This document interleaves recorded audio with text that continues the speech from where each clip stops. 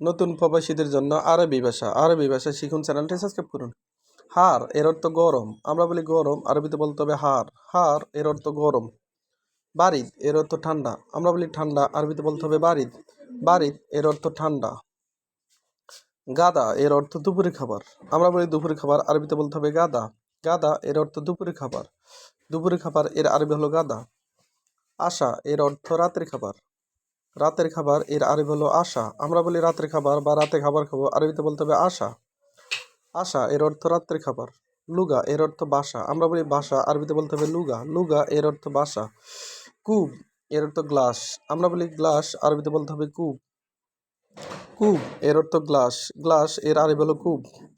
কাশ বা কাঁসা এর অর্থ গ্লাস। কাশ বা কাঁসা এর অর্থ গ্লাস। গ্লাস এর আরবি হলো কাশ বা কাঁসা। মিলাকা এর অর্থ চামচ। মিলাকা এর অর্থ চামচ। মাতবাগ এর অর্থ রান্নাঘর। মাতবাগ এর অর্থ রান্নাঘর। সীতা এর অর্থ শীতকাল। সীতা এর অর্থ শীতকাল।